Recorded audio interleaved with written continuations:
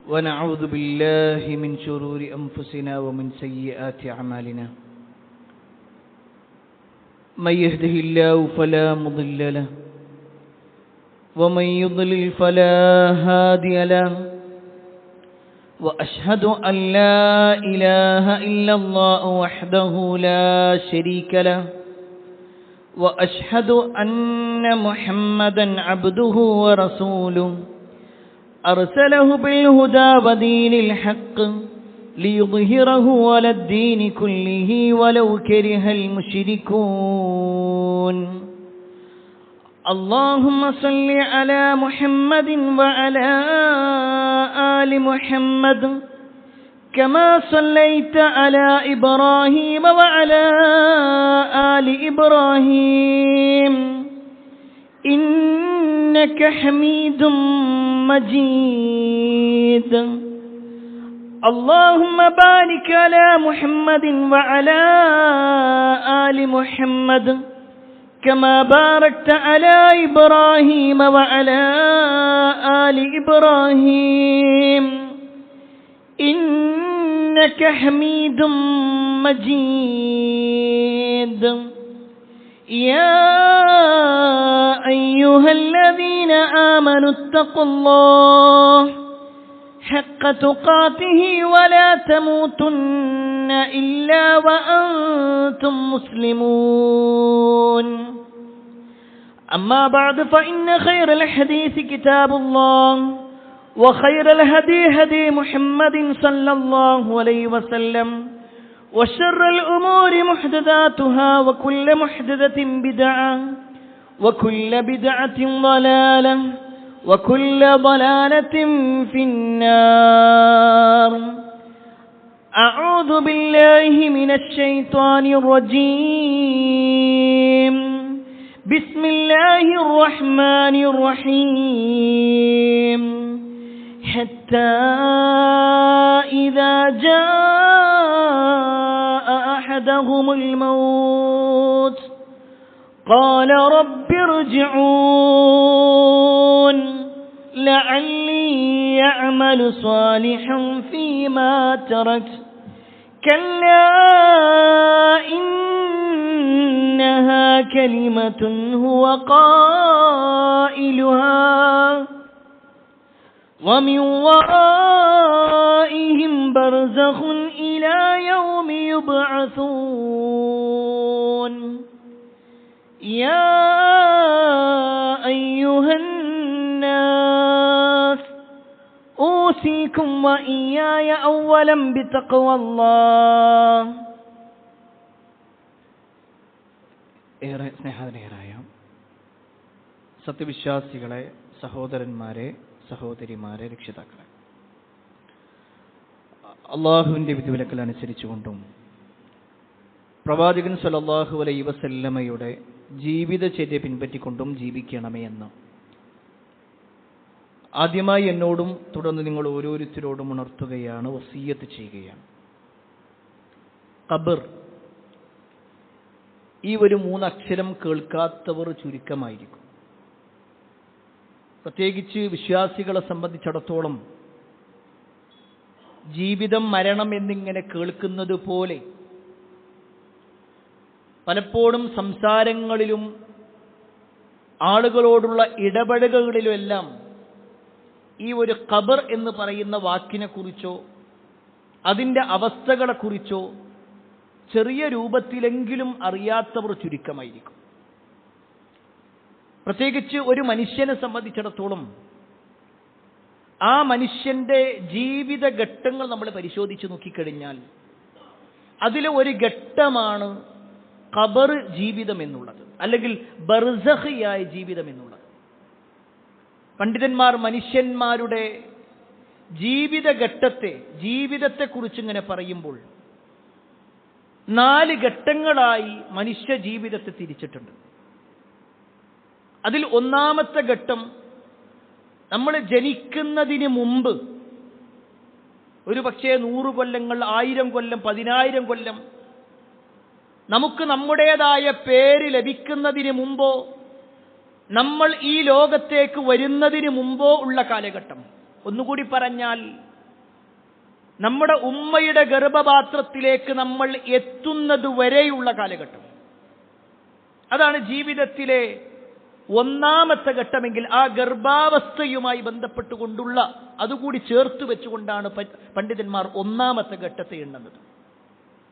രണ്ടാമത്തെ ഒരു ഘട്ടത്തിലാണ് ശരിക്കും ഇപ്പോൾ നമ്മളുള്ളത്, നമ്മുടെ ജനനം മുതൽ മരണം വരെയുള്ള കാലം. ഒരു പക്ഷേ ഒന്നാമത്തെ ഘട്ടം കാലങ്ങളോളം കഴിഞ്ഞുപോയി. ഉമ്മയുടെ ഗർഭപാത്രത്തിലുള്ള ആ ഒരു 10 മാസമോ അല്ലെങ്കിൽ 9 മാസവും 10 ദിവസമോ അല്ല, അതിനും എത്രയോ വർഷങ്ങൾ കഴിഞ്ഞുപോയിട്ടുണ്ട്.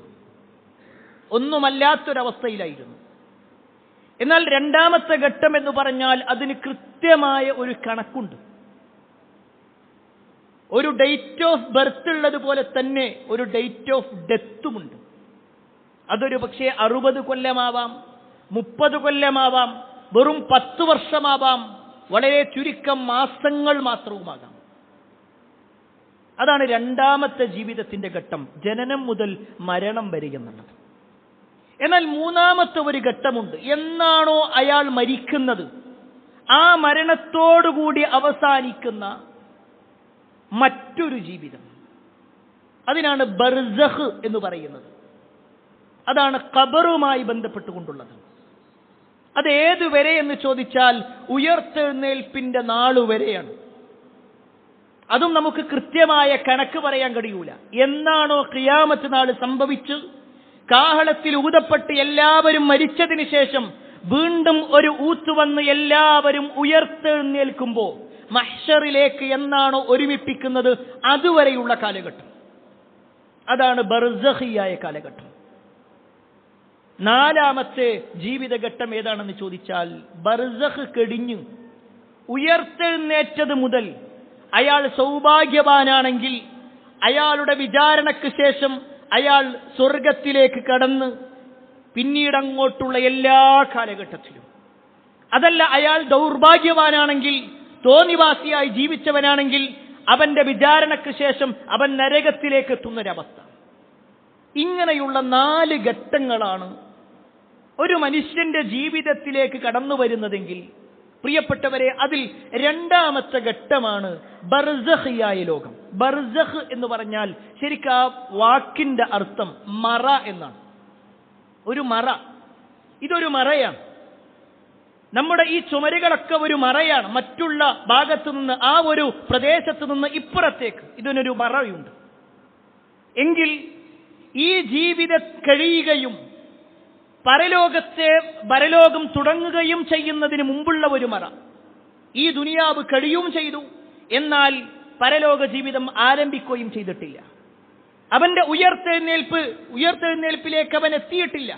ഇതിനിടയിലുള്ള ഒരു കാലഘട്ടമാണ് ബർസഖ് എന്ന് പറയുന്നത്. ഒരു പക്ഷേ പല ആളുകളും ചോദിക്കും, അങ്ങനെ ഒരു ജീവിതമുണ്ടോ? അങ്ങനെ ഒരു ജീവിതമൊക്കെ ഉണ്ടാവോ? മരണത്തിന് ശേഷം സ്വർഗം നരകം എന്നല്ലാതെ ഖബറിൽ ചില പ്രശ്നങ്ങളുണ്ട് എന്നോ? ഉണ്ട് എന്നുള്ളതാണ് വിശുദ്ധ ഖുർആൻ നമ്മെ പഠിപ്പിക്കുന്നത്.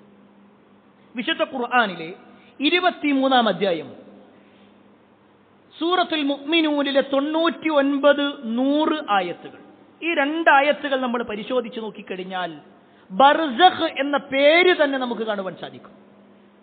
അല്ലാഹു സുബ്ഹാനഹു വ തആല പറയാണ്, ഹത്താ ഇദാ ജാഅ അഹദഹുമുൽ മൗത്ത് ഖാല റബ്ബി ഇർജിഊൻ ലഅല്ലി അഅമലു സാലിഹൻ ഫീമാ തറക്ത് കല്ലാ ഇന്നഹാ കലിമത്തുൻ ഹുവ ഖായിലുഹാ വമിൻ വറാഇഹിം ബർസഖുൻ ഇലാ യൗമി യുബ്അസൂൻ.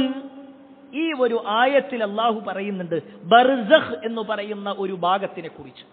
ഹത്താ ഇദാ ജാഅ അഹദഹുമുൽ മൗത്ത്, അവരിൽ ആർക്കെങ്കിലും മരണമങ്ങ് എത്തിക്കഴിഞ്ഞാൽ ഖാല, അവൻ പറയുന്നതാണ് റബ്ബിർജിഊൻ, റബ്ബേ എന്നെ ഒന്ന് മടക്കിക്ക, എന്നെ ഒന്ന് മടക്കി തരണമേ എന്റെ ജീവിതത്തിൽ, ലഅല്ലി അഅമലു സാലിഹൻ ഫീമാ തറക്ത്, ഞാൻ ഉപേക്ഷ വരുത്തിയതായ ഒരുപാട് കാര്യങ്ങളുണ്ട്.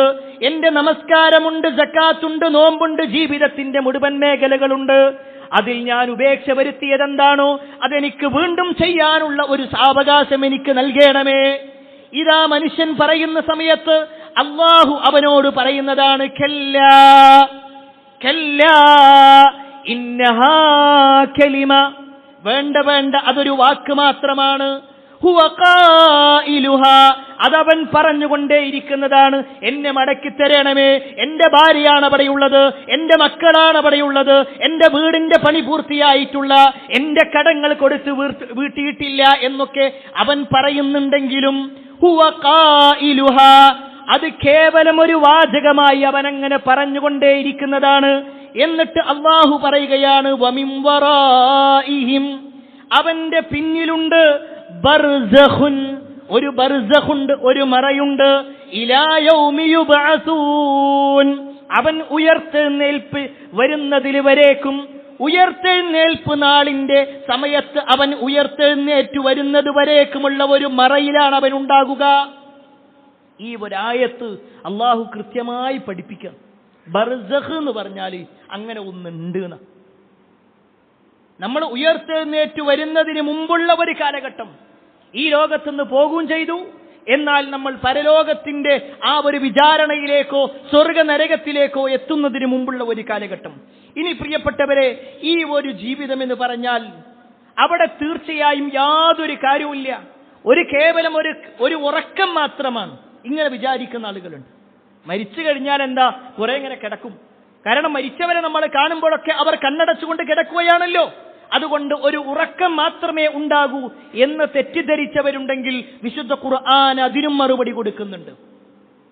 അത് കേവലം ഒരു ഉറക്കമല്ല, മറിച്ച് ബർസഖിയായ ജീവിതം, ഖബറിലുള്ള ജീവിതം എന്ന് പറഞ്ഞാൽ എല്ലാവരും അനുഭവിക്കും. അതിൽ ശിക്ഷയോ രക്ഷയോ.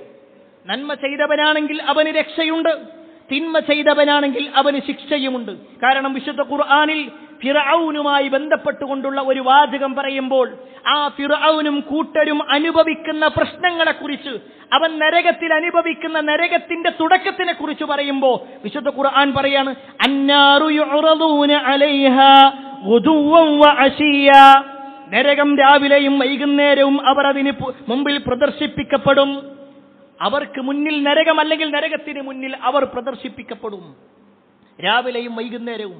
ഇതൊരിക്കലും യഥാർത്ഥ നരകവുമായി ബന്ധപ്പെട്ടുകൊണ്ടുള്ള കാര്യമല്ല പറയുന്നത്, മറിച്ച് ഈ ബർസഖിയായ ലോകവുമായി ബന്ധപ്പെട്ടുകൊണ്ട്. എന്നിട്ട് അല്ലാഹു പറയാണ്, വയൗമ തഖൂമുസ്സാഅ, അതിന്റെ ബാക്കിയാ പറയുന്നത്, വയൗമ തഖൂമുസ്സാഅ, അങ്ങനെ അന്ത്യസമയം നിലവിൽ വരുന്ന ദിവസം, അദ്ഖിലൂ ആല ഫിർഔൻ അശദ്ദൽ അദാബ്, ഫിർഔനിന്റെ ആളുകളെ ഏറ്റവും കഠിനമായ ശിക്ഷയിൽ നിങ്ങൾ പ്രവേശിപ്പിക്കുക എന്നവർ കൽപ്പിക്കപ്പെടുകയും ചെയ്യുന്നതാണ്.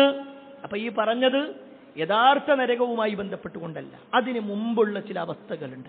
പ്രിയപ്പെട്ടവരെ, ഇത്രയും ആമുഖമായിട്ട് പറഞ്ഞത് നമ്മുടെ ഈ ജീവിതം സത്യമാണ് എന്നതുപോലെ, ഞാൻ ഈ പറയുന്നത് നിങ്ങൾ കേൾക്കുന്നു എന്നത് എത്രത്തോളം സത്യമാണോ അതുപോലെ സത്യമായ ഒരു കാര്യമാണ് നമ്മുടെ മരണത്തിന് ശേഷം നമ്മുടെയൊക്കെ ഖബറിൽ ഒരു ജീവിതം ഉണ്ട് എന്നുള്ളത്. അപ്പൊ ചില ആളുകൾ ചോദിക്കും, അങ്ങനെയാണെങ്കിൽ ഒരാൾ കത്തിക്കരിഞ്ഞു പോയാൽ അയാളുടെ അവസ്ഥ എന്താണ്? ഒരാൾ ഏതെങ്കിലും ഒരു പ്ലെയിൻ ക്രാഷിലാണ് പെട്ടുപോയത്, അയാളുടെ ശരീരം ഛിന്ന ഭിന്നമായി പോയി, കടലിലേക്ക് പതിച്ചു, അവിടെയുള്ള മത്സ്യങ്ങളോ സ്രാവുകളോ ഒക്കെ കടിച്ചു, അയാളുടെ ശരീരത്തിന്റെ ഒരു ഭാഗം പോലുമില്ല, എങ്കിൽ അയാൾക്ക് ബർസഖ് ഉണ്ടോ? അയാൾക്കും ബർസഖ് ഉണ്ട്. ബർസഖ് എന്ന് പറഞ്ഞാൽ നമ്മുടെ ഈ ശരീരത്തിനുള്ളതല്ല, മറിച്ച് ആത്മാവുമായി ബന്ധപ്പെട്ടുകൊണ്ടുള്ളതാണ്. അതുകൊണ്ട് തന്നെ അവിടെയുള്ള ചില അവസ്ഥകൾ അത് റസൂലുള്ളാഹി സ്വല്ലല്ലാഹു അലൈഹി വസല്ലം നമ്മെ പഠിപ്പിച്ചിട്ടുണ്ട്. നബി സല്ലല്ലാഹു അലൈഹി വസല്ലമയാണല്ലോ നമുക്ക് ഗൈബിയായ കാര്യങ്ങളെക്കുറിച്ച് അറിയിച്ചു തരാനുള്ളത്. ആ ഗൈബിയായ വിഷയങ്ങളിൽ, മതപരമായ കാര്യങ്ങളിലെല്ലാം റസൂലുള്ളാഹി സ്വല്ലല്ലാഹു അലൈഹി വസല്ലമ ഒരു കാര്യം പഠിപ്പിച്ചാൽ അത് കൃത്യമായി മനസ്സിലാക്കലും വിശ്വസിക്കലും ഒരു മുസ്ലിമിന്റെ കടമയാണ്. എങ്കിൽ ആ പ്രവാചകൻ സല്ലല്ലാഹു അലൈഹി വസല്ലമ കണ്ട കാഴ്ചകളിൽ നബി സല്ലല്ലാഹു അലൈഹി വസല്ലം പറയാണ്, മാ റഅയ്തു മൻദറൻ ഖത്തു ഇല്ലാ വൽ ഖബ്ർ അഫ്ദഉ മിൻഹു, ഖബറിനോളം നരിക്കമുള്ള, ഖബറിനോളം പ്രയാസമുള്ള, ഖബറിൽ അനുഭവിക്കുന്നതിനോളം ബുദ്ധിമുട്ടുള്ള മറ്റൊരു കാഴ്ചയും ഞാൻ കണ്ടിട്ടില്ല. മാ റഅയ്തു മൻദറൻ ഖത്തു, ആ വാക്ക് നോക്ക്, ഒരിക്കൽ പോലും അതിനോളം വലിയൊരു പ്രയാസം ഞാൻ കണ്ടിട്ടില്ല എന്ന് റസൂലുള്ളാഹി സ്വല്ലല്ലാഹു അലൈഹി വസല്ലം പറഞ്ഞിട്ടുണ്ടെങ്കിൽ ആ ഖബർ എന്നുള്ളത് അതൊരു സത്യമായ കാര്യമാണ്. ഖബറിലുള്ള ജീവിതം എന്നത് സത്യമാണ്. ഞാനിത് പറയുമ്പോൾ ഈ ഇരിക്കുന്നവരിൽ ആരുടെയെങ്കിലും മാതാവോ പിതാവോ മരണപ്പെട്ടിട്ടുണ്ടെങ്കിൽ ഒരു 10 കൊല്ലങ്ങൾക്ക് മുമ്പാണ് മരിച്ചതെങ്കിൽ 10 കൊല്ലമായി നമ്മുടെ ഉപ്പയും ഉമ്മയും ബർസഖിയായ ലോകത്താണ്. നമ്മുടെ വിട പറഞ്ഞ ആളുകൾ ഇങ്ങനെ നോക്കിക്കാണി. ഈ ദുനിയാവിലൊക്കെ നമുക്കൊരു കണക്കുണ്ടല്ലോ. മാക്സിമം പോയി കഴിഞ്ഞാൽ 100 വർഷം. അതൊക്കെ വളരെ ചുരുക്കം ആളുകൾ, വളരെ വളരെ ചുരുക്കം. നമ്മുടെ ചുറ്റുഭാഗത്ത് നോക്കിക്കഴിഞ്ഞാൽ 100 വയസ്സുള്ള ആളുകൾ വളരെ ചുരുക്കമായിരിക്കും. ഇല്ല എന്ന് തന്നെ വേണമെങ്കിൽ പറയാം. എന്നാൽ 100 1000 10,000 അതിലേറെ വർഷങ്ങളായി ബർസഖിയായ ലോകത്താണ്. അതിലേറ്റവും ചെറിയൊരു കാര്യം പറയാം. നമ്മുടെ നേതാവായ മുഹമ്മദ് മുസ്തഫ സല്ലല്ലാഹു അലൈഹി വസല്ലമയുടെ കാലം കഴിഞ്ഞിട്ട് ഏകദേശം 1400 കൊല്ലങ്ങൾ കഴിഞ്ഞില്ലേ? എങ്കിൽ 1400 കൊല്ലമായിട്ട് റസൂലുള്ളാഹി സ്വല്ലല്ലാഹു അലൈഹി വസല്ലം ബർസഖിലാണ്, സഹാബിമാര് ബർസഖിലാണ്. അതിനു മുമ്പ് കഴിഞ്ഞുപോയ പ്രവാചകന്മാർ അവർ ബർസഖിയായ ലോകത്താണ്. എല്ലാവർക്കും ബർസഖ് ഉണ്ട്. നമ്മുടെ വാപ്പിയും ഉമ്മയും വാപ്പാന്റെ വാപ്പയും ഉമ്മാന്റെ ഉമ്മയും ഒക്കെ ഇങ്ങനെ നോക്കിക്കഴിഞ്ഞാൽ അവരൊക്കെ 30 കൊല്ലങ്ങൾക്ക് മുമ്പ് 40 കൊല്ലങ്ങൾക്ക് മുമ്പ് എന്നാണെങ്കിൽ 40 കൊല്ലമായി അവിടെ ഉണ്ട്. അവിടെ പ്രിയപ്പെട്ടവരെ നമ്മളൊന്ന് സ്വയം ആലോചിച്ച് നോക്കിക്കാണി, നമ്മുടെ ഖബറിന്റെ അവസ്ഥ എന്തായിരിക്കും? നമ്മളിവിടെ ഇങ്ങനെ ഈ ദുനിയാവിലെ ഒരു വീട് കിട്ടാൻ വേണ്ടി എത്രത്തോളമായി പരിശ്രമിച്ചു കൊണ്ടിരിക്കുന്നു. ഒരു വീട് കിട്ടിക്കഴിഞ്ഞാൽ അതിന്റെ മെയിൻ്റനൻസിന് വേണ്ടി എത്ര പണമാണ് നമ്മൾ ചെലവഴിച്ചു കൊണ്ടിരിക്കുന്നത്. നമ്മുടെ ബെഡ്റൂമിന്റെ വിഷയത്തിൽ, കട്ടിലിന്റെ വിഷയത്തിൽ, കിടക്കയുടെ വിഷയത്തിൽ, ആ കിടക്കയിൽ വിരിക്കുന്ന വിരിയുടെ വിഷയത്തിൽ, പുതപ്പിന്റെ വിഷയത്തിൽ, എല്ലാത്തിലും നമുക്ക് നിലപാടുകളുണ്ട്, ആഗ്രഹങ്ങളുണ്ട്, ഇല്ലേ? നമ്മുടെ വീടിന്റെ കളറിനെ കുറിച്ച് നമുക്ക് അഭിപ്രായങ്ങളില്ലേ? ആ വീട്ടിൽ വെക്കുന്ന നമ്മൾ നടക്കുന്ന ഭാഗത്തുള്ള ഗ്രാനൈറ്റിന്റെ വിഷയത്തിൽ, ടൈലിന്റെ വിഷയത്തിൽ നമുക്ക് നിലപാടുകളുണ്ട്. ഇന്നതായിരിക്കണം. എത്ര വീഡിയോസ് നമ്മൾ അതിനു വേണ്ടി കാണുന്നുണ്ട്, എത്ര ആളുകളോട് നമ്മൾ ചർച്ച ചെയ്യുന്നുണ്ട്. ഏത് വീടിന്റെ വിഷയത്തിൽ? നമ്മൾ ഏറി വന്നാൽ ഒരു 30 കൊല്ലം 40 കൊല്ലം ജീവിക്കുന്ന വീട്, അതിന്റെ കാര്യത്തിൽ നമ്മൾ ചർച്ച ചെയ്യുന്ന സമയം, അതിന്റെ എഫേർട്ട്, അതിനുവേണ്ടി മാറ്റിവെക്കുന്ന സംഖ്യകൾ, ഇതൊന്നും വേണ്ട എന്നല്ല പറയുന്നത്. പക്ഷേ അതിനപ്പുറത്തേക്ക് പ്രിയപ്പെട്ടവരെ, നമ്മൾ കുറേ കാലം കഴിയുന്ന നമ്മുടെ ബർസഖിന്റെ വിഷയത്തിൽ, നമ്മുടെ ഖബറിന്റെ വിഷയത്തിൽ, ഖബറാകുന്ന വീടിന്റെ വിഷയത്തിൽ ഒരു തവണയെങ്കിലും നമ്മൾ അതിനെക്കുറിച്ചൊന്ന് ആലോചിച്ചിട്ടുണ്ട്? നമ്മൾ ആ ഖബറിൽ ഇങ്ങനെ കിടക്കണ രംഗം, പ്രിയപ്പെട്ടവരെ, നമ്മൾ നടന്നു പോകുന്ന ആ മണ്ണിന്റെ ചുവട്ടിലേക്കല്ലേ നമ്മൾ പോകാനുള്ളത്? നമ്മൾ കിടക്കുന്ന ഭാഗേ, ഇവിടെ നമ്മുടെ മയ്യത്ത് ഇങ്ങനെ കിടത്തിയിട്ട് ഇതേപോലെ ഒരു ചുമരിപ്പുറത്തും കെട്ടിയിട്ട് ഈ മണ്ണ് മുഴുവനായിക്കൊണ്ട് ആ ചുമരിന്റെ രണ്ടിന്റെയും ഇടയിലേക്ക് ഇറക്കിയാൽ അതല്ലേ ശരിക്കും ഖബർ? ഒരിക്കലും തിരിച്ചു വരാൻ കഴിയാത്ത, ഒരിക്കലും ഒന്നും മാറിക്കിടക്കാൻ കഴിയാത്ത, ഒന്നിനും കഴിയാത്തൊരവസ്ഥയിൽ നമ്മൾ അവിടെ കിടക്കുമ്പോൾ അവിടെ നമ്മൾ രക്ഷപ്പെടുന്നത് നമ്മുടെ ഈ ദുനിയാവിലെ കർമ്മങ്ങൾ കൊണ്ട് മാത്രമായിരിക്കും. നമ്മുടെ മുൻഗാമികളെ സംബന്ധിച്ചിടത്തോളം അവർക്ക് വല്ലാത്ത ബേജാറായിരുന്നു ഖബർ കാണുമ്പോൾ, ഖബറിനെ കുറിച്ച് കേൾക്കുമ്പോൾ. നിങ്ങൾക്കറിയുമോ, മഹാനായ ഉസ്മാൻ ബിൻ അഫ്ഫാൻ റളിയല്ലാഹു അൻഹു, ആ ഉസ്മാൻ ബിൻ അഫ്ഫാൻ റളിയല്ലാഹു അൻഹുവിനെ കുറിച്ച് ഹദീസിൽ കാണുവാൻ സാധിക്കും. കാന ഉസ്മാനു ഇദാ വഖഫ അലാ ഖബറിൻ ബക ഹത്താ യബുല്ല ലിഹ്യതു. ഉസ്മാൻ ബിൻ അഫ്ഫാൻ റളിയല്ലാഹു അൻഹു ഏതെങ്കിലും ഒരു ഖബറിന്റെ അടുത്ത് പോയി കഴിഞ്ഞാൽ അദ്ദേഹത്തിന്റെ താടി രോമങ്ങൾ നനയുമാറ് കരഞ്ഞുകൊണ്ടിരിക്കും. അദ്ദേഹത്തോട് ചോദിക്കപ്പെട്ടു, എന്തിനാണ് നിങ്ങൾ ഇങ്ങനെയൊക്കെ കരയുന്നത്? ആ സമയത്ത് അദ്ദേഹം പറയുന്ന ഒരു വാചകമുണ്ട്, ഇന്ന റസൂലുള്ളാഹി സ്വല്ലല്ലാഹു അലൈഹി വസല്ലമ ഖാൽ, നബി സല്ലല്ലാഹു അലൈഹി വസല്ലമ പറഞ്ഞിട്ടുണ്ട്, ഇന്നൽ ഖബ്റ അവ്വലു മൻസിലിൻ മിൻ മനാസിലിൽ ആഖിറ. ഖബർ എന്ന് പറഞ്ഞാൽ പരലോകത്തിലേക്കുള്ള ഒന്നാമത്തെ വീടാണ്, ഒന്നാമത്തെ പ്രവേശന കവാടമാണ്. ഫഇന്ന ജാ മിൻഹു ഫമാ ബഅദഹു ഐസറ മിൻഹു. അതിലാരെങ്കിലും രക്ഷപ്പെട്ടാൽ, ആ ഖബറിൽ ആരാണോ രക്ഷപ്പെടുന്നത്, പിന്നീട് അങ്ങോട്ടുള്ള എല്ലാ അവസ്ഥയിലും അവൻ രക്ഷപ്പെടും. എന്നാൽ ഫഇല്ലം യൻജു മിൻഹു ഫമാ ബഅദഹു അശുദ്ദ മിൻഹു. അതിലാരെങ്കിലും പെട്ടുപോയി കഴിഞ്ഞാൽ, അവിടെ ഒരാൾ ബുദ്ധിമുട്ടാണെങ്കിൽ അവനെ സംബന്ധിച്ചിടത്തോളം എല്ലാ അർത്ഥത്തിലും ആ പ്രയാസം അയാൾ അനുഭവിക്കേണ്ടി വരും. എന്ന് മഹാനായ ഉസ്മാൻ ഇബ്നു അഫ്ഫാൻ റളിയല്ലാഹു അൻഹു റസൂലുള്ളാഹി സ്വല്ലല്ലാഹു അലൈഹി വസല്ലമയുടെ വാക്കെടുത്തിട്ടാണ് പറയുന്നത്. എങ്കിൽ പ്രിയപ്പെട്ടവരെ, നമ്മുടെ ബർസഖിന്റെ അവസ്ഥ നമ്മളൊന്ന് ആലോചിച്ചിട്ടുണ്ടോ? നമ്മുടെ ഖബറിന്റെ അവസ്ഥ അത് ഏത് ദിവസമാ സംഭവിക്കുക? ഞാൻ എന്നാ ഖബറിലേക്ക് എത്തപ്പെടുക? നമ്മുടെ ധാരണ, എനിക്ക് വയസ്സായിട്ടില്ല, എനിക്ക് 30 ആയിട്ടുള്ളൂ, 35 ആയിട്ടുള്ളൂ, ഇനിയും എത്രയോ കാലങ്ങൾ, എന്റെ വാപ്പയുണ്ട്, വല്ലിപ്പയുണ്ട്, വല്യമ്മയുണ്ട്, അവരുടെ എല്ലാ കാലങ്ങൾക്ക് ശേഷമല്ലേ? അല്ല. മരണം എന്നുള്ളത് അവർക്ക് മുമ്പേ ഒരു പക്ഷെ സംഭവിക്കാം. എങ്കിൽ ഇന്ന് നമ്മൾ മരിച്ചാൽ, ഇന്നലെ രാത്രി നമ്മൾ സുഖമായി സന്തോഷത്തോടുകൂടി നമ്മുടെ വീട്ടിലായിരുന്നെങ്കിൽ, ഇന്നൊരു പക്ഷേ രാത്രി ഒരു 8 മണിക്ക് ശേഷം നമ്മുടെ മയ്യത്ത് നമസ്കാരം നടക്കും നമ്മുടെ സമീപത്തെ പള്ളികളിൽ. ഇന്നത്തെ രാത്രി നമ്മുടെ ഒരു ആദ്യ രാത്രിയായിരിക്കും, നമ്മുടെ ഖബറിലുള്ള ആദ്യ രാത്രി. ആരുണ്ടാവുക? തലേ ദിവസം കറണ്ടില്ലെങ്കിൽ നമുക്കൊരു പക്ഷേ മൊബൈലിന്റെ വെളിച്ചമുണ്ടാകും. ഇനി അതുമില്ലെങ്കിൽ കൂടെ ഭാര്യയുണ്ട്, മക്കളുണ്ട്, ആരെങ്കിലുമൊക്കെ സംസാരിക്കുമ്പോൾ നമുക്കൊരു ധൈര്യമാണ്, ആരെങ്കിലുമൊക്കെ ഉണ്ട് എന്നുള്ളത്. എന്നാൽ പ്രിയപ്പെട്ടവരെ, ഇന്ന് മരിച്ചു കഴിഞ്ഞാലേ നമ്മളെ ഖബറിലേക്ക് നമ്മളെ ഇറക്കി വെച്ച് നമ്മുടെ വേണ്ടപ്പെട്ടവരൊക്കെ ഇങ്ങോട്ട് തിരിച്ചു പോന്നു കഴിഞ്ഞാൽ അവിടെ ഉണ്ടാവുക എന്താണെന്ന് ആലോചിച്ചിട്ടുണ്ടോ? അവിടെ എന്താ ഉണ്ടാകുക? അതിനെക്കുറിച്ച് റസൂലുള്ളാഹി സ്വല്ലല്ലാഹു അലൈഹി വസല്ലം പറഞ്ഞിട്ടുണ്ട്, അതിന്റെ അവസ്ഥകൾ പറഞ്ഞിട്ടുണ്ട്. നിങ്ങൾക്കറിയുമോ, മഹാനായ ബറാ ഇബ്നു ആസിബ് റളിയല്ലാഹു അൻഹു റിപ്പോർട്ട് ചെയ്യുന്ന ഹദീസിൽ കാണാൻ പറ്റും, ഒരിക്കൽ നബി സല്ലല്ലാഹു അലൈഹി വസല്ലമയോടൊപ്പം അവരിങ്ങനെ നടക്കുക. അപ്പോൾ റസൂലുള്ളാഹി സ്വല്ലല്ലാഹു അലൈഹി വസല്ലം ഒരു ഭാഗത്ത് ഇങ്ങനെ ആളുകൾ ഇങ്ങനെ കൂട്ടം കൂടി നിൽക്കുന്നത് വിദൂരത്തുനിന്ന് നബി സല്ലല്ലാഹു അലൈഹി വസല്ലം കണ്ടു, മദീന പള്ളിയുടെ സമീപത്ത്. റസൂലുള്ളാഹി സ്വല്ലല്ലാഹു അലൈഹി വസല്ലം ചോദിച്ചു, എന്താണ് അവിടെ ആളുകൾ ഇങ്ങനെ കൂട്ടം കൂടി നിൽക്കുന്നത്? ആ സമയത്ത് പറഞ്ഞു, പ്രവാചകരെ, ഇന്നാലിന്ന സ്വഹാബി മരണപ്പെട്ടിട്ടുണ്ട്, അദ്ദേഹത്തിന്റെ മയ്യത്തിന് വേണ്ടിയിട്ടുള്ള ഖബർ കുടിച്ചുകൊണ്ടിരിക്കുക.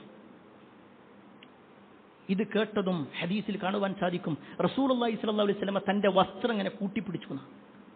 എന്നിട്ട് പ്രവാചകൻ സല്ലല്ലാഹു അലൈഹി വസല്ലം നിന്ന ഭാഗത്തുനിന്ന് ആ ഖബറിന്റെ ഭാഗത്തേക്ക് ഓടിച്ചെന്നു. ബറാ റളിയല്ലാഹു അൻഹു പറയാണ്, റസൂലുള്ളാഹി സ്വല്ലല്ലാഹു അലൈഹി വസല്ലമയുടെ കൂടെ ഞാനും ഓടി. എന്നിട്ട് ആ ഖബറിന്റെ അടുത്താണ് നബി സല്ലല്ലാഹു അലൈഹി വസല്ലമയുടെ ഓട്ടം നിന്നത്. റസൂലുള്ളാഹി സ്വല്ലല്ലാഹു അലൈഹി വസല്ലം ആ ഖബറിൽ നിന്നും എടുത്തിട്ടുള്ള മണ്ണ് കൂട്ടിയ ഭാഗത്ത് നബി സല്ലല്ലാഹു അലൈഹി വസല്ലം നിന്നു. ബറാ റളിയല്ലാഹു അൻഹു പറയാണ്, പ്രവാചകന്റെ നേരെ വിപരീതമായി, പ്രവാചകന്റെ അഭിമുഖമായി കൊണ്ട് ഞാനും നിന്നു. റസൂലുള്ളാഹി സ്വല്ലല്ലാഹു അലൈഹി വസല്ലം ആരൊക്കെയുണ്ട് എന്നല്ല, ആ ഖബറിന്റെ സമീപത്ത് ആരൊക്കെ ഉണ്ട് എന്നല്ല നബി നോക്കുന്നത്. നബി ആ ഖബറിന്റെ ഇരുട്ടിലേക്ക് നോക്കിക്കൊണ്ടേയിരുന്നു. ഫജലസ അലാ ശഫീരിൽ ഖബർ, എന്നിട്ട് പ്രവാചകൻ സല്ലല്ലാഹു അലൈഹി വസല്ലം ആ ഖബറിൽ നിന്നും മണ്ണ് മാറ്റിയിട്ടുള്ള ഭാഗത്ത് വന്നിരുന്നു. ഫബകാ ഹത്താ ബല്ലസ്തറ, റസൂലുള്ളാഹി സ്വല്ലല്ലാഹു അലൈഹി വസല്ലം അവിടെ കൂട്ടിവെച്ചിട്ടുള്ള മണ്ണുകൾ നനയുമാറ് കരഞ്ഞു. എന്നിട്ട് റസൂലുള്ളാഹി സ്വല്ലല്ലാഹു അലൈഹി വസല്ലം പതിഞ്ഞ സ്വരത്തിൽ സഹാബത്തിനോട് പറയാണ്, യാ ഇഖ്വാനി ലിമിസ്ലി ഹാദാ ഫഅഇദ്ദു, അല്ലയോ സഹോദരങ്ങളെ, ഇതാ ഈ ഒരു ദിവസത്തിന് വേണ്ടി, നിങ്ങളുടെ സഹോദരൻ പോകുന്ന ഈ ഒരു ദിവസമില്ലേ, ഇതുപോലുള്ള ഒരു ദിവസത്തിന് വേണ്ടി ഫഅഇദ്ദു, നിങ്ങൾ തയ്യാറെടുത്തോളൂ, നിങ്ങളൊന്ന് റെഡി ആയിക്കോ. എന്താണ് ആ വാചകം? നമുക്ക് ഉറപ്പുള്ളത്, നമ്മുടെ ദുനിയാവിലെ വീടിന്റെ കാര്യത്തിൽ ഒരു ഉറപ്പും നമുക്ക് പറയാൻ കഴിയൂല. നമ്മുടെ ജോലിന്റെ കാര്യത്തിൽ നമ്മൾ പഠിച്ചുകൊണ്ടിരിക്കുന്ന കോഴ്സ്, ആ കോഴ്സ് പൂർണ്ണമാക്കി ഞാൻ ഇന്ന ജോലിയിൽ പ്രവേശിക്കുമെന്ന് ഉറപ്പ് പറയാൻ നമുക്ക് സാധിക്കൂല. നമ്മുടെ യാത്രയുടെ കാര്യത്തിൽ ഉറപ്പ് പറയാൻ കഴിയൂല. എന്നാൽ ഉറപ്പ് പറയാൻ പറ്റുന്ന 2-3 കാര്യങ്ങളുണ്ട്. അതിലൊന്നെന്താണെന്നറിയോ? നമ്മൾ എത്രയൊക്കെ ഓടിയാലും മരണം നമ്മളെ പിടികൂടുമെന്നുള്ളത്, നമ്മൾ എത്രയൊക്കെ മാറിപ്പോയാലും ആ ഖബറിലേക്ക് തന്നെ നമ്മൾ എത്തപ്പെടുമെന്നുള്ളത്, അവിടെ തീർച്ചയായും വിചാരണയുണ്ട് എന്നുള്ളത്. ആ ഖബറിലേക്ക് എത്തപ്പെട്ട് കഴിഞ്ഞാലുള്ള അവസ്ഥ കൂടി കേട്ടോ. ഒരു പക്ഷേ നമ്മൾ നേർക്ക് നേരെ കാണുന്നില്ല, പക്ഷേ ഗൈബിയായ വിഷയങ്ങൾ നമ്മുടെ നേതാവ് മുഹമ്മദ് മുസ്തഫ സല്ലല്ലാഹു അലൈഹി വസല്ലം നമ്മളെ അറിയിച്ചിട്ടുണ്ടെങ്കിൽ അതിൽപ്പെട്ട ഒരു കാര്യമാണ് മഹാനായ സഅദ് ബിൻ മുആദ് റളിയല്ലാഹു അൻഹു വഫാത്തായപ്പോണ്ടായ സംഭവം. ആരാണ് സഅദ് ബിൻ മുആദ്? ഏകദേശം 30-31 വയസ്സിൽ ഇസ്ലാമിലേക്ക് കടന്നു വന്ന് 35-36 വയസ്സിൽ ഇസ്ലാമിൽ നിന്ന് അദ്ദേഹം മരണപ്പെടുന്ന സമയത്ത്, ഷഹീദാകുന്ന സമയത്ത്, കേവലം 5 വർഷങ്ങൾ കൊണ്ട് ഇസ്ലാമിന്റെ തങ്കലിപികളിൽ സഅദ് ബിൻ മുആദ് റളിയല്ലാഹു അൻഹുവിന്റെ പേര് രേഖപ്പെടുത്തപ്പെട്ടിട്ടുണ്ടെങ്കിൽ, ആ സഅദ് റളിയല്ലാഹു അൻഹുവിന്റെ വഫാത്ത് നടന്നപ്പോ റസൂലുള്ളാഹി സ്വല്ലല്ലാഹു അലൈഹി വസല്ലം പറയാണ്, ഇഹ്തസ്സ അർശുർ റഹ്മാൻ ലിമൗതി സഅദ് ബിൻ മുആദ്. അല്ലാഹുവിന്റെ അർശ് ഇങ്ങനെ ഒരു പ്രകമ്പനം കൊണ്ടിട്ടുണ്ട് സഅദ് ബിൻ മുആദ് റളിയല്ലാഹു അൻഹുവിന്റെ മരണം കാരണത്താൽ, മിൻ ഫരിഹി അസ്സ വജല്ല, അല്ലാഹുവിന്റെ സന്തോഷം കാരണത്താൽ, സഅദ് ബിൻ മുആദിനോടുള്ള ഇഷ്ടം കാരണത്താൽ. ആ സഅദ് ബിൻ മുആദ് റളിയല്ലാഹു അൻഹു വഫാത്തായി. അദ്ദേഹത്തിന്റെ മയ്യത്ത് ഖബറിലേക്ക് ഇറക്കി വെച്ചിട്ട് നബി സല്ലല്ലാഹു അലൈഹി വസല്ലം അവിടെ നിന്ന് ഇറങ്ങുന്ന സമയത്ത് പറഞ്ഞ ഒരു വാചകമുണ്ട്, ഇന്നലിൽ ഖബരി ലളഗ്തൻ. തീർച്ചയായും ഏതൊരു മയ്യത്ത് ഖബറിലേക്ക് ഇറക്കി വെച്ചാലും ശരി, ആ ഖബറിനൊരു നെരിക്കലുണ്ട്.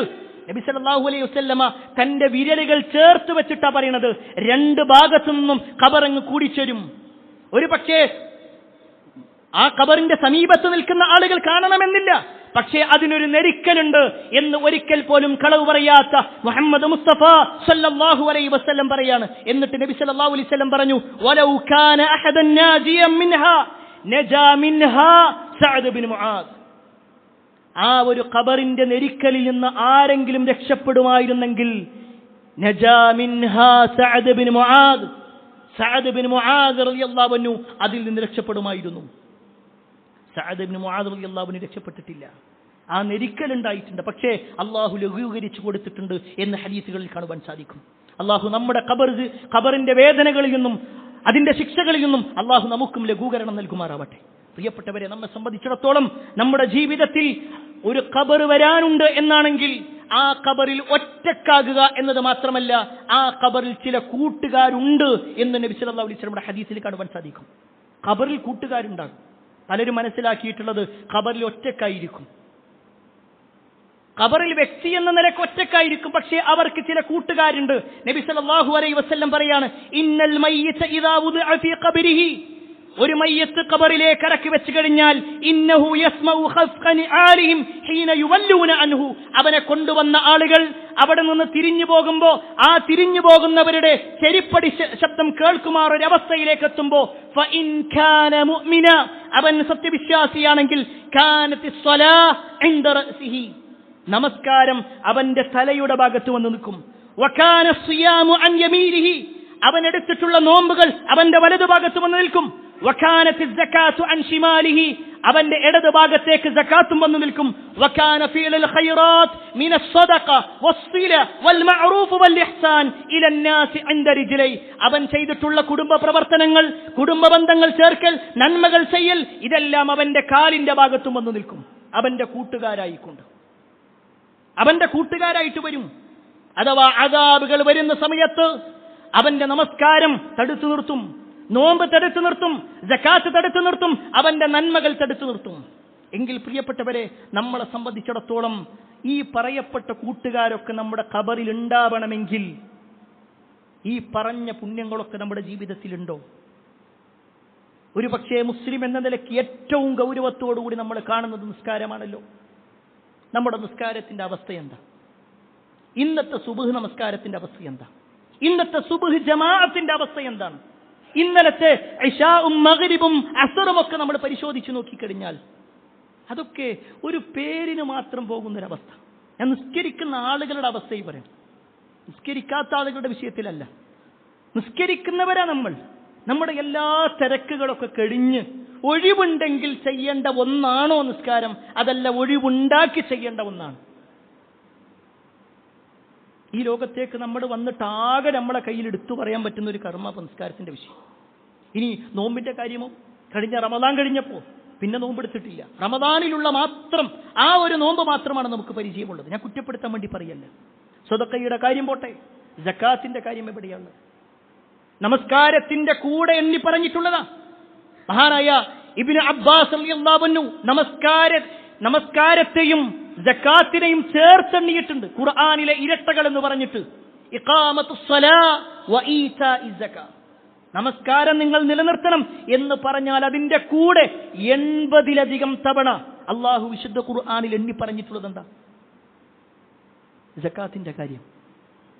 അത് പറയുമ്പോൾ തന്നെ നമ്മൾ അതൊക്കെ എന്തിനാ പിന്നോട് പറയേണ്ട ആവശ്യം? എന്റെ കയ്യിലൊന്നും അതിന് മാത്രം സാമ്പത്തിക സ്ഥിതിയില്ല.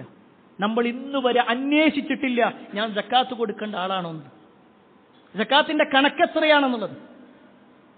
ഞാൻ എത്രയാണ് കൊടുക്കേണ്ടി വരിക എന്നുള്ളത്. ഞാൻ കുറ്റപ്പെടുത്താൻ വേണ്ടിയിട്ടല്ല പ്രിയപ്പെട്ടവരെ, നമ്മൾ സ്വയം ഒന്ന് പരിശോധിച്ച് നോക്കിക്കാണും. സക്കാത്തിന്റെ വിഷയത്തിൽ ഇന്ന് വരെ നമ്മളൊന്ന് അറിയേണ്ട രൂപത്തിൽ അറിയാൻ വേണ്ടി പരിശ്രമിച്ചിട്ടുണ്ടോ?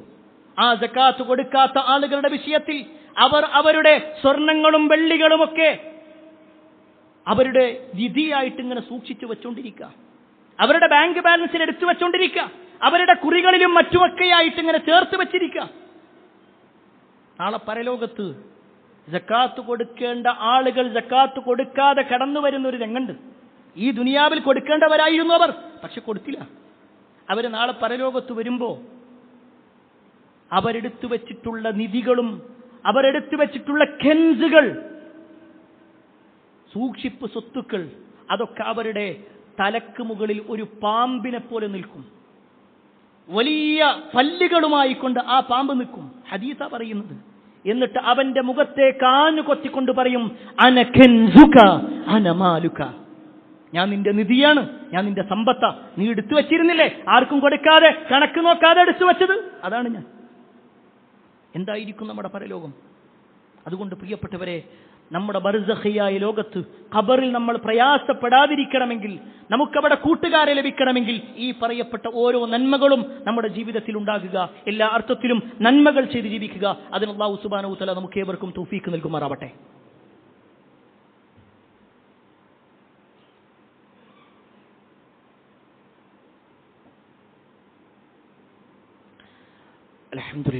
അൽഹംദുലില്ലാഹി റബ്ബിൽ ആലമീൻ വസ്സലാത്തു വസ്സലാമു അലാ റസൂലില്ലാഹ് വഅലാ ആലിഹി വഅസ്ഹാബിഹി അജ്മഈൻ, അമ്മാ ബഅദ്. പ്രിയപ്പെട്ട സഹോദരങ്ങളെ, സത്യവിശ്വാസികളെ, അള്ളാഹുവിൻ്റെ വിധിവിലക്കുകൾ അനുസരിച്ചുകൊണ്ടും പ്രവാചകൻ സല്ലല്ലാഹു അലൈഹി വസല്ലമയുടെ ജീവിതചര്യ പിൻപറ്റിക്കൊണ്ടും ജീവിക്കണമേ എന്ന് ഒരിക്കൽ കൂടി എന്നോടെന്ന പോലെ നിങ്ങൾ ഓരോരുത്തരോടും ഉണർത്തുകയാണ്, വസിയ്യത്ത് ചെയ്യുകയാണ്. നമ്മുടെ ജീവിതത്തിലെ ഒരു ഘട്ടമായ ബർസഖിയായ ഘട്ടത്തെക്കുറിച്ചും അവിടെ രക്ഷപ്പെടാനുള്ള ചില കാര്യങ്ങളെക്കുറിച്ചുമാണ് ഓർമ്മപ്പെടുത്തിയത്. ഖബർ എന്ന വാക്ക് കേൾക്കുമ്പോൾ അതിലേക്ക് ചേർത്ത് വെച്ചുകൊണ്ട് മനസ്സിലാക്കേണ്ട ഒന്നാണ് ഖബർ സിയാറത്ത് എന്നുള്ളത്. ഒരു പക്ഷേ ആ ഒരു പദം നമ്മൾ കേട്ടിട്ടുണ്ടാകും.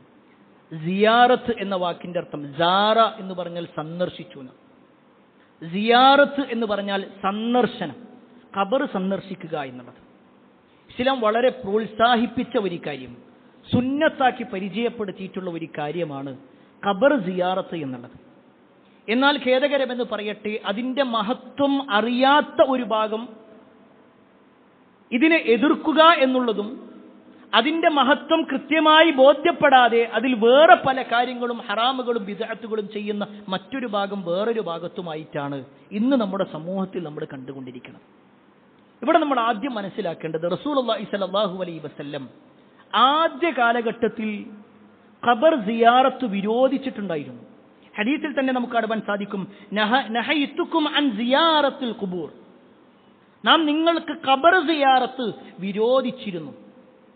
ആദ്യ കാലഘട്ടത്തിൽ തൗഹീദും ശിർക്കും തിരിച്ചറിയാൻ പറ്റാത്തൊരവസ്ഥ, ആളുകൾ ഇങ്ങനെ ദീന് പഠിച്ചുകൊണ്ടിരിക്കുന്നൊരവസ്ഥ, അവർക്ക് പൂർണ്ണമായി ദീനെത്തട്ടെ എന്ന നിലയ്ക്ക് തന്നെ റസൂലുള്ളാഹി സ്വല്ലല്ലാഹു അലൈഹി വസല്ലം ആദ്യ കാലഘട്ടത്തിൽ ഖബർ സിയാറത്ത് വിരോധിച്ചിരുന്നു. പക്ഷെ പിന്നീട് പ്രവാചകൻ സ്വല്ലല്ലാഹു അലൈഹി വസല്ലം അത് ചെയ്യാൻ വേണ്ടി പറയുകയും ചെയ്തിട്ടുണ്ട്. റസൂലുള്ളാഹി സ്വല്ലല്ലാഹു അലൈഹി വസല്ലം പറയുക മാത്രമല്ല, എല്ലാ ദിവസവും രാത്രി പ്രവാചകൻ സല്ലല്ലാഹു അലൈഹി വസല്ലം മദീന പള്ളിയുടെ സമീപത്തുള്ള ബഖീയിലേക്ക് പോകും. ധാരാളമായിക്കൊണ്ട് നബി സല്ലല്ലാഹു അലൈഹി വസല്ലം അവിടെയുള്ള ഖബറാളികൾക്ക് വേണ്ടി പ്രാർത്ഥിക്കുകയും ചെയ്യും. ഇത് റസൂലുള്ളാഹി സ്വല്ലല്ലാഹു അലൈഹി വസല്ലമയുടെ ഒരു സുന്നത്താണ്, നബി സല്ലല്ലാഹു അലൈഹി വസല്ലം പഠിപ്പിച്ച ഒരു കാര്യമാണ്. എന്നാൽ പ്രിയപ്പെട്ടവരെ, എന്തിനാണ് ശരിക്ക് ഖബർ സിയാറത്ത്? എന്തിനാണ് ഇസ്ലാം അത് പഠിപ്പിച്ചിട്ടുള്ളത്, സുന്നത്താക്കപ്പെട്ടിട്ടുള്ളത്? അതുകൂടി നമ്മൾ ഈ വിഷയത്തിൽ മനസ്സിലാക്കണം. രണ്ട് കാര്യങ്ങൾ പണ്ഡിതന്മാർ അതിൽ എണ്ണുന്നുണ്ട്, രണ്ട് കാര്യങ്ങൾ. അതിൽ ഒന്നാമത്തെ കാര്യം റസൂലുള്ളാഹി സ്വല്ലല്ലാഹു അലൈഹി വസല്ലം തന്നെ കൃത്യമായിട്ട് പറഞ്ഞു, നഹയ്തുക്കും അൻ സിയാറത്തുൽ ഖുബൂർ ഫസൂറൂഹാ ഫഇന്നഹാ തുദക്കിറുകുമുൽ മൗത്ത്. ഒന്നാമത്തെ കാര്യം മരണത്തെ ഓർമ്മപ്പെടുത്താൻ വേണ്ടിയിട്ടാണ്. ഒരാൾ ഖബർ സിയാറത്ത് നടത്തുന്നത് അയാളുടെ മരണം ഓർമ്മിക്കാൻ വേണ്ടിയിട്ടാണ്. കാരണം അയാളുടെ ഉമ്മയുടെ ഖബറിന്റെ അടുത്തേക്ക് ചെല്ലുമ്പോ, ബാപ്പയുടെ ഖബറിന്റെ അടുത്തേക്ക് ചെല്ലുമ്പോ, കൂട്ടുകാരന്റെ ഖബറിന്റെ അടുത്തേക്ക് ചെല്ലുമ്പോ, നാട്ടുകാരുടെ ഖബറിന്റെ അടുത്തേക്ക് ചെല്ലുമ്പോ അയാൾക്ക് ബോധ്യപ്പെടുകയാണ്, ഇതാ എന്നെപ്പോലെ ഈ ഭൂമിയുടെ പരപ്പിൽ നടന്ന ആളാണ്. കുടുംബവും കുട്ടികളും എല്ലാം ഉണ്ടായിരുന്നു, ജോലിയുണ്ടായിരുന്നു. പക്ഷെ ഇന്നിതാ ഒന്നുമില്ലാത്തൊരവസ്ഥയില്ല. ഇതുപോലെ ഞാനും പോകേണ്ടതാണ്. ഈ ഒരു ബോധ്യപ്പെടൽ, മരണത്തെക്കുറിച്ചുള്ള ഒരു ബോധ്യപ്പെടൽ, നമ്മുടെ പരലോകത്തെക്കുറിച്ചുള്ള ഒരു ബോധ്യപ്പെടൽ, അതിനു വേണ്ടിയാണ് ഖബർ സിയാറത്ത്. അതുകൊണ്ട് തന്നെ ഷെയ്ഖ് ഇബ്നു ഉസൈമീൻ റഹ്മത്തുള്ളാഹി പറയുന്ന ഒരു കാര്യമുണ്ട്, ഒരു വാചകം. എന്തിനാണ് ഖബർ സിയാറത്ത് എന്ന് വെച്ചാൽ, ഒരാളുടെ ഹൃദയം അശ്രദ്ധയിലാകുക, തെറ്റുകളിൽ നിന്ന് തെറ്റുകളിലേക്ക് പോവുക, ഈ ദുനിയാവിനോട് വല്ലാത്ത താല്പര്യം തോന്നുക. അങ്ങനത്തെ ഒരു അവസ്ഥ നിനക്ക് തോന്നുന്നുണ്ടെങ്കിൽ, നിനക്ക് ദുനിയാവ് മതിയാകാത്തൊരവസ്ഥ തോന്നുന്നുണ്ടെങ്കിൽ, തെറ്റുകളിൽ നിന്ന് തെറ്റുകളിലേക്ക് പോകുന്ന അവസ്ഥയുണ്ടെങ്കിൽ, നീ വേഗം ചെല്ലും, ഖബറിന്റെ അടുത്തേക്ക് ചെല്ലും. അപ്പൊ നിനക്ക് മനസ്സിലാകും, നിന്റെ വേണ്ടപ്പെട്ട പല ആളുകളും അവിടെ ഉണ്ട്. ഈ ദുനിയാവിന് വേണ്ടി ഓടിയവരാണ്, പക്ഷേ ആ ദുനിയാവ് നേടിയെടുക്കാൻ അവർക്ക് കഴിഞ്ഞിട്ടില്ല. ഈ ദുനിയാവിൽ പലതും പ്രവർത്തിച്ചവരാണ്, പക്ഷേ ഇപ്പോൾ അവർ അനുഭവിച്ചു കൊണ്ടിരിക്കുകയാണ്.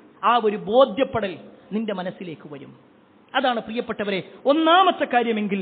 രണ്ടാമത്തെ കാര്യം, ഖബർ സിയാറത്തിലൂടെ ഉണ്ടാകുന്ന രണ്ടാമത്തെ കാര്യം, ആ ഖബറിലുള്ള വിശ്വാസിക്ക് വേണ്ടിയുള്ള പ്രാർത്ഥനയാണ്.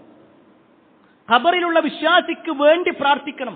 റസൂലുള്ളാഹി സ്വല്ലല്ലാഹു അലൈഹി വസല്ലം ഖബർ സന്ദർശനത്തിന് വേണ്ടി പോകുമ്പോൾ ആ ഖബർ കാണുമ്പോഴേക്ക് തന്നെ പ്രവാചകൻ സല്ലല്ലാഹു അലൈഹി വസല്ലം ഒരു പ്രാർത്ഥന നടത്തും.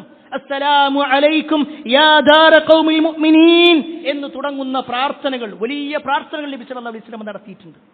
അവർക്ക് വേണ്ടിയിട്ടുള്ള പ്രാർത്ഥന അത് വിശ്വാസി നിർവഹിക്കേണ്ടതാണ്. എന്നാൽ ഖേദകരമെന്ന് പറയട്ടെ, പലപ്പോഴും നമ്മുടെ നാട്ടിൽ ഈ ഖബർ സിയാറത്തിന്റെ വിഷയം എന്ന് പറഞ്ഞാൽ ഒന്നുകിൽ ഒരു വെള്ളിയാഴ്ചയിലേക്ക് മാത്രം ചുരുക്കപ്പെട്ടിട്ടുണ്ട്. നബി സല്ലല്ലാഹു അലൈഹി വസല്ലം പഠിപ്പിച്ചിട്ടില്ല. ഒരു വെള്ളിയാഴ്ച ഒരു പ്രത്യേകമായ ഒരു സുന്നത്ത് ഖബർ സിയാറത്തിന്റെ വിഷയത്തിൽ ഇല്ല. റസൂലുള്ളാഹി സ്വല്ലല്ലാഹു അലൈഹി വസല്ലം എല്ലാ ദിവസവും നടത്തിയിട്ടുണ്ട്, എല്ലാ രാത്രികളിലും നടത്തിയിട്ടുണ്ട്. ഹദീസുകളിൽ കാണാൻ പറ്റും. ആയിഷ ഉമ്മർ റളിയല്ലാഹു അൻഹ അവർ പറയുന്നുണ്ട്, നബി സല്ലല്ലാഹു അലൈഹി വസല്ലം ചിലപ്പോഴൊക്കെ എന്റെ അടുക്കൽ കിടക്കും, പക്ഷേ കുറച്ചു കഴിഞ്ഞ പ്രവാചകൻ സല്ലല്ലാഹു അലൈഹി വസല്ലം എഴുന്നേറ്റ് പോകും. ഞാൻ നോക്കുമ്പോ നബി സല്ലല്ലാഹു അലൈഹി വസല്ലമ ഖബർസ്ഥാന്റെ അടുത്ത് ഇങ്ങനെ നിൽക്കുന്നുണ്ടോ, ആ ഖബറാളിക്ക് വേണ്ടി പ്രാർത്ഥിച്ചുകൊണ്ടേയിരിക്കും. റസൂലുള്ളാഹി സ്വല്ലല്ലാഹു അലൈഹി വസല്ലം ചെയ്ത കാര്യമാണ്.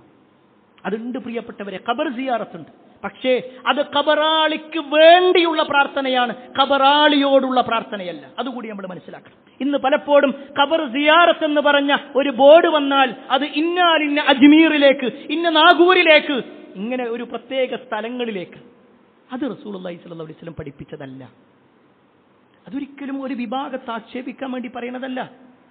റസൂലുള്ളാഹി സ്വല്ലല്ലാഹു അലൈഹി വസല്ലം ഖബർ സിയാറത്ത് നടത്താൻ വേണ്ടി പറഞ്ഞത് നമ്മുടെ പരലോകത്തെക്കുറിച്ചുള്ള ഓർമ്മക്ക് വേണ്ടി, ആ ഖബറാളിക്ക് വേണ്ടി പ്രാർത്ഥിക്കാൻ വേണ്ടിയാ.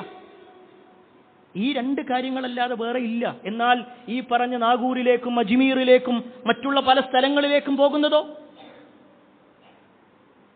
നമ്മുടെ ആവശ്യങ്ങൾ അവരോട് പറയാൻ വേണ്ടിയിട്ടാ, നമ്മുടെ ആഗ്രഹ സഫലീകരണത്തിന് വേണ്ടിയാ. അത് റസൂലുള്ളാഹി സ്വല്ലല്ലാഹു അലൈഹി വസല്ലം പഠിപ്പിച്ച ദീനിന് വിരുദ്ധമാണ്. കാരണം റസൂലുള്ളാഹി സ്വല്ലല്ലാഹു അലൈഹി വസല്ലം ജീവിതത്തിലെ എല്ലാ ഘട്ടങ്ങളിലും അള്ളാഹിനോടാണ് തന്റെ പ്രശ്നങ്ങൾ പറഞ്ഞത്. അതാ ഖുർആൻ പഠിപ്പിക്കുന്നത്, അതാണ് ഹദീസ് പഠിപ്പിക്കുന്നത്. എങ്കിൽ പ്രിയപ്പെട്ടവരെ, അള്ളാന്റെ അടിമകളാണ് നമ്മളെങ്കിൽ, അള്ളാഹുവാണ് നമ്മളെ സൃഷ്ടിച്ചതെങ്കിൽ, നമ്മളെ സംവിധാനിച്ചതെങ്കിൽ, നമുക്ക് ജീവൻ നൽകിയതെങ്കിൽ, നമ്മുടെ ജീവിതത്തിന്റെ എല്ലാ കാര്യങ്ങളും റബ്ബാണ് നമുക്ക് നൽകുന്നതെങ്കിൽ, നമ്മുടെ ജീവിതത്തിന്റെ എല്ലാ ആവശ്യങ്ങളും ആ റബ്ബിനോട് പറഞ്ഞാൽ പോരെ. നമ്മളിപ്പോ നിസ്കരിക്കാൻ വേണ്ടി നിൽക്കുന്നുണ്ട്, ഈ നിസ്കാരത്തിൽ പ്രാർത്ഥിക്കുന്നത് ആരോടാ? അള്ളാഹിനോടാണ്. ഇഹ്ദിനസ് സിറാത്തൽ മുസ്തഖീം പ്രാർത്ഥിക്കുന്നത് അള്ളാഹിനോടാ. നിസ്കാരത്തിന് ശേഷമുള്ള പ്രാർത്ഥനകൾ ആരോടാ? അള്ളാഹിനോടാണ്. നമ്മൾ വാഹനത്തിലേക്ക് കയറുന്നു, ആ സമയത്ത് ആരോടാ പ്രാർത്ഥന? അള്ളാഹുവിനോടാ. യാത്രക്കാരന്റെ പ്രാർത്ഥന സ്വീകരിക്കപ്പെടുന്നതാണ്. ആരോടാ പ്രാർത്ഥിക്കേണ്ടത്? അള്ളാഹിനോടാ.